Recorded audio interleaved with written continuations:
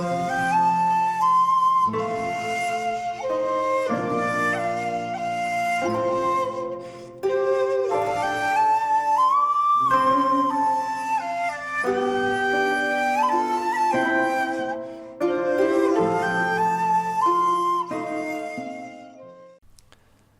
there, this is Solitary Ronan from Solitary Ronan Films, and welcome to the final part of my Jodorowsky season.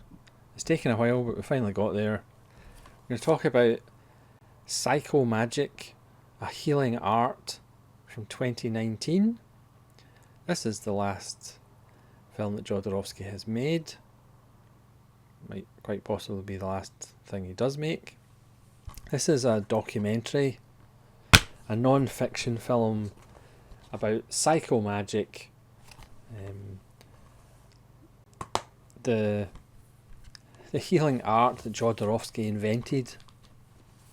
This is the final disc in the Arrow Alexandro Jodorowsky set, which is quite wonderful. There's no extras, there's just a trailer on this release.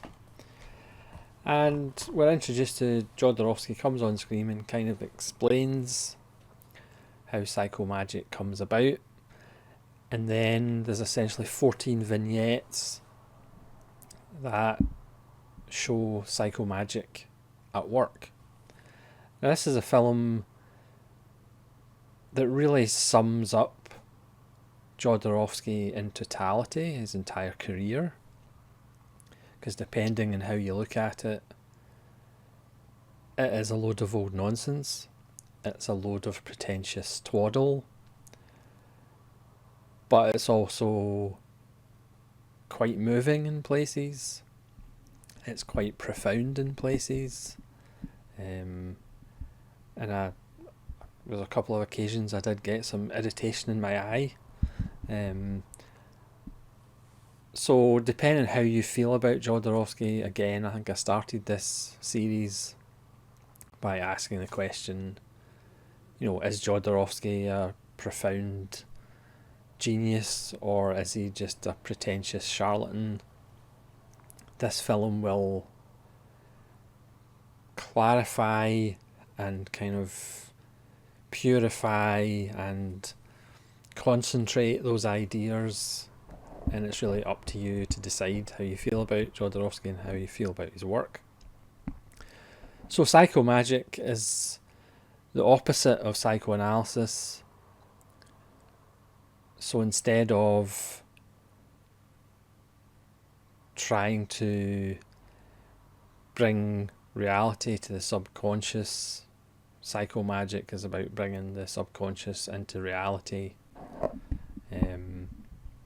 So we start, the first vignette is an example of Jodorowsky practicing his psychomagic on two brothers who are fighting for the love of their mother. And this is archival VHS footage where Jodorowsky massages two men. It does seem like most of psychomagic doesn't kind of require people to get naked and get rubbed. So there's lots of male and female nudity in the film. So Jodorowsky, in his favourite colour purple, I don't know whether that's his favourite Spielberg film or not, but he massages two brothers and lets them wrestle with each other, and then the mother gets involved, and that's the first vignette. The second vignette is entitled Man Abused by Father on Verge of Suicide. This is an interview with a real person that Jodorowsky is going to help through acts of psychomagic. So we hear from each of these people their story, and then Jodorowsky works his psychomagic on them. So this involves the man being topless and Jodorowsky out in the countryside, breaking plates on him, rubbing him with licorice, burying him, throwing offal on the ground, and vultures come and feed off it, and then bathing the man who's obviously now naked with milk. And then it always in each of the cases it cuts to like 2 months later or 6 months later, and the person saying, I feel a lot better now. The next one is birth massage.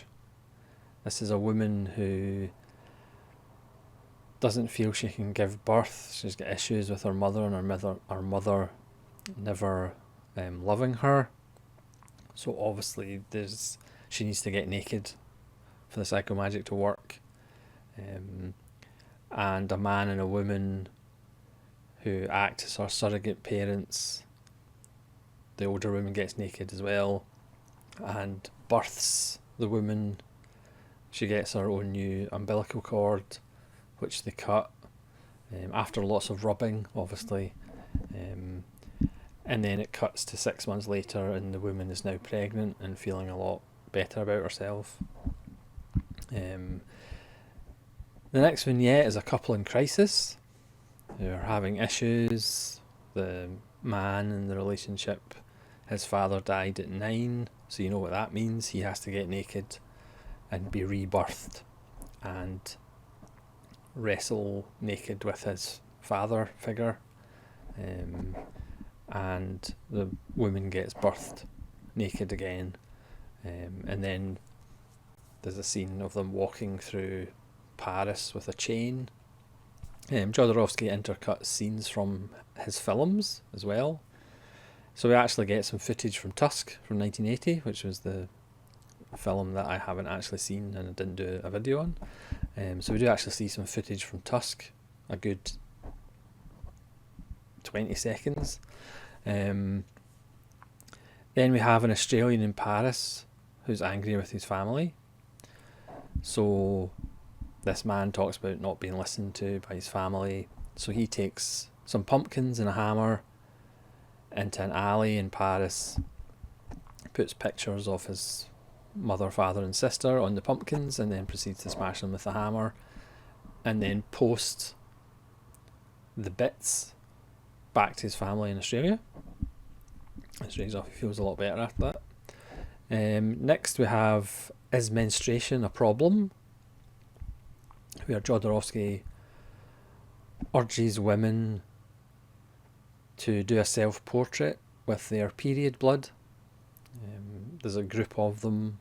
Some of the paintings are actually very good. And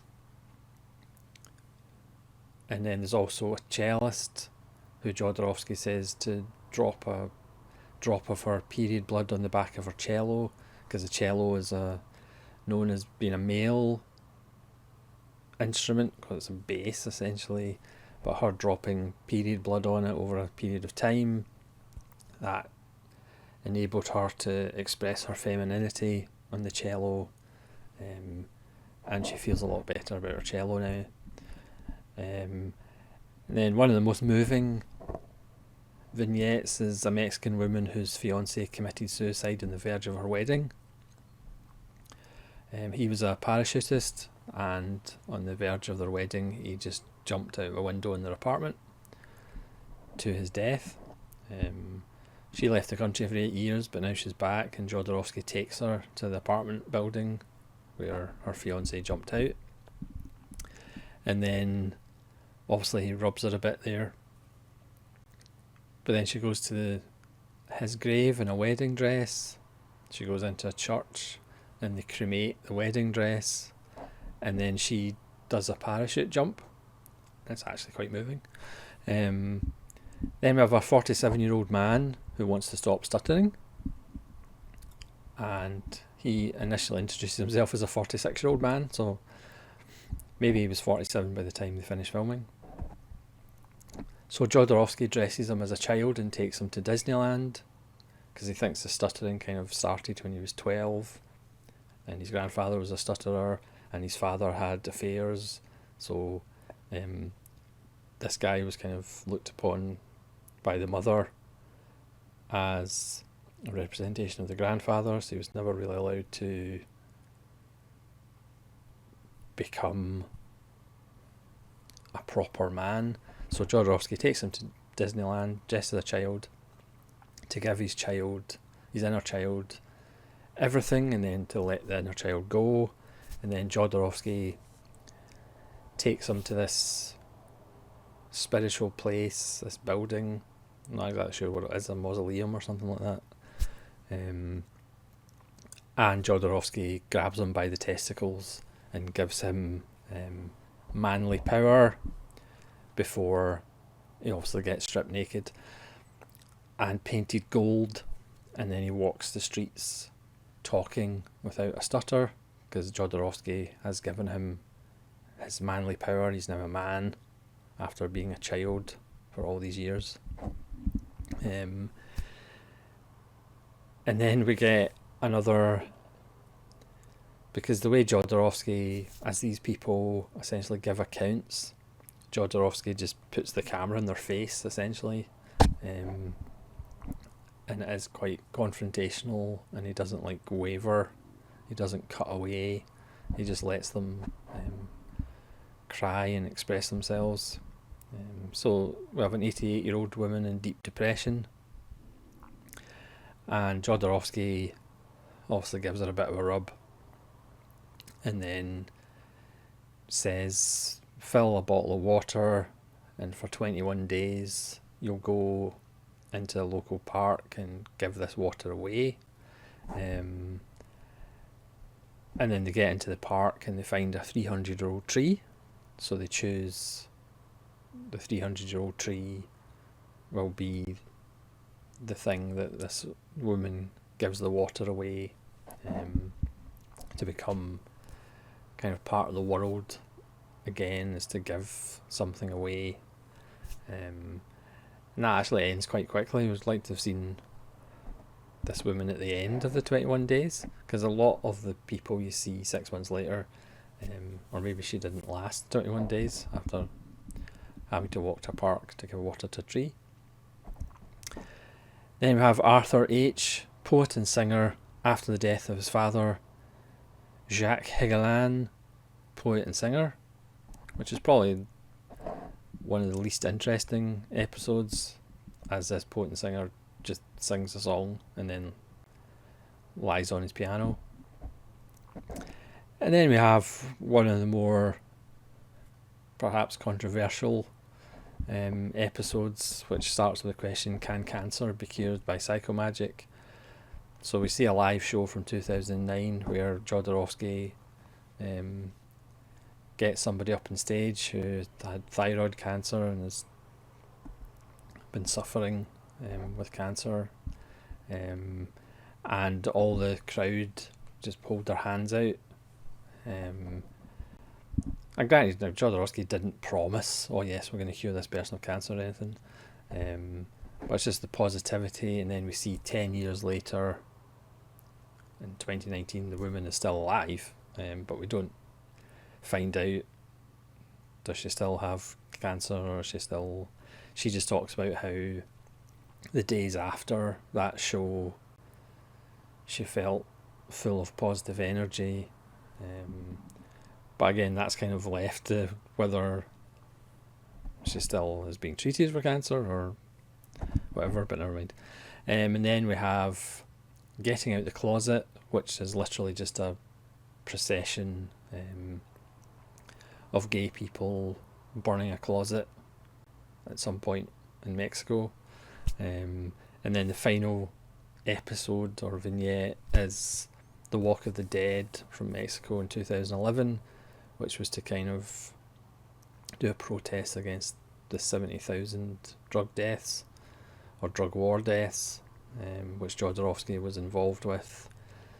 So we just see this huge crowd of people also dressed as skeletons, and then Jodorowsky says a few words, and then they sing the song of La Llorona, which is also about the mother weeping about the loss of a child. Often did a video in La Llorona, the Indicator releases of the 1934 silent Mexican films, if you want to go and find that in the channel. And then really the last word in the film apart is pretty much joy. So it's a film that, again, depending on what side of Jodorowsky you believe, or your opinion on the man, this film will consolidate that belief. I mean, again, it's part ridiculous, part pretentious, but also part profound and part quite moving. And I think that is a fair assessment on Jodorowsky's complete canon of work. Obviously, he didn't make a lot of films, but what he made are films that you generally don't forget once you've seen them. There's images from his films that stay with you forever, which counts for something. Whether you like him or don't like him, obviously there's plenty of stories about the things he did on sets, especially El Topo. So he's far from being a perfect person, but he does seem to be at least trying to help people in his own special way. But again, whether you believe that or not, whether it's all artifice, whether, like I say, he is either a charlatan or a messiah, it's entirely up to you. But I do think Psychomagic, while it's not going to be a Jodorowsky film that I revisit that often, just because of its very nature as kind of a documentary, but it's certainly worth seeing as a kind of final statement on Jodorowsky the man and Jodorowsky the artist. So on that bombshell, I want to thank you for joining me on this Jodorowsky journey. Apologies that it took so long, but sometimes you have to be in the right mood to watch Jodorowsky, because there is a lot to discuss. Again, I have just skimmed the surface because you can't really go into all the iconography and all the metaphors and all the symbols and all the imagery of Jodorowsky films. A lot of his films need to be seen to be believed, pretty much. But thank you very much for joining me on this journey. And I shall be hopefully starting my Kurosawa After Mifune series quite soon. I know I did do a announcement on that series, I think about 5 months ago or 6 months ago by now, but hopefully I will be starting that now that Jodorowsky has been put to bed. So thanks very much for watching. Please leave comments below what your favourite Jodorowsky film is, and whether you've seen Psychomagic and what you think of it. And like I say, hopefully you'll join me again for Kurosawa After Mifune. This is Solitary Ronin from Solitary Ronin Films, saying farewell.